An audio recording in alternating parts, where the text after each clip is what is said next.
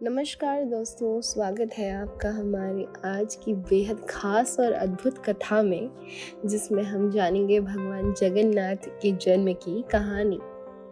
यह कथा न केवल पौराणिक महत्व रखती है, बल्कि इसमें छिपा है प्रेम, भक्ति और दिव्यता का गहरा संदेश।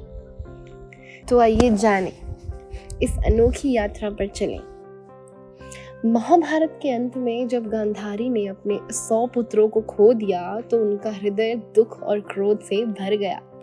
उन्होंने कहा, भगवान श्री कृष्ण को श्राप दिया कि 36 वर्षों के भीतर उनके यदुवंश आपसी विवाद में नष्ट हो जाएंगे। समय बीता और कृष्ण का वंश आपसी कलह में समाप्त हो गया।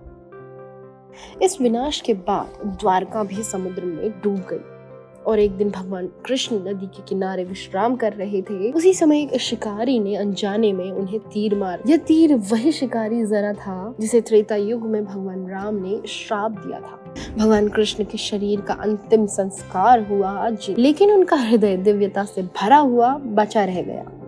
यह हृदय नदी में बहते हुए एक उड़ीसा के महानदी तट पर पहुंचा, जहां सबर आदिवासी समुदाय के मुखिया विश्व बसु ने इसे प्राप्त किया। उन्होंने इसे नीला माधव की मूर्ति के रूप में स्थापित कर पूजा प्रारंभ की। इस दिव्य मूर्ति के बारे में खबर राजा इंद्रद्युम्न तक पहुंची। वे भगवान विष्णु के भक्त थे और मूर्ति के लिए दर्शन के लिए उत्सुक भी थे। उन्होंने अपने ब्राह्मण पुजारी विद्यापति को मूर्ति खोजने के लिए भेजा।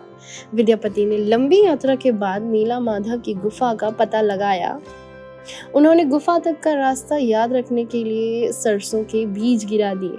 जब राजा इंद्रद्युम्न ने गुफा तक पहुंचने की कोशिश की, तब तक मूर्ति वहां से गायब हो चुकी थी। एक रात भगवान विष्णु ने राजा इंद्रद्युम्न को स्वप्न में दर्शन दिया और कहा कि समुद्र तट पर एक लकड़ी का लट्ठा मिलेगा। उसी लकड़ी से उनकी मूर्ति बनेगी।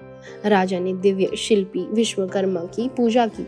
विश्वकर्मा ने 21 दिन में मूर्तियां बनाने का वादा किया, लेकिन बीच में दरवाजा खोलने के कारण मूर्तियां अधूरी रह गई। भगवान जगन्नाथ, बलराम और सुभद्रा की इन अधूरी मूर्तियों को आज भी पुरी के जगन्नाथ मंदिर में पूजा जाता है। भगवान जगन्नाथ को दुनिया का एकमात्र जीवित देवता माना जाता है। वे अपने भक्तों की भावना को समझते हैं और उनकी इच्छाओं का पूर्ण करते हैं। उनकी रथ यात्रा विश्व प्रसिद्ध है और जिसमें लाखों श्रद्धालु सम्मिलित होते हैं। तो दोस्तों, यही थी भगवान जगन्नाथ की अद्भुत यात्रा की कथा,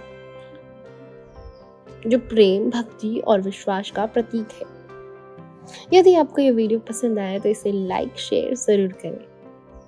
मिलते हैं इसी तरीके की एक नई वीडियो के साथ। तब तक अपना ख्याल रखिएगा। जय जगन्नाथ।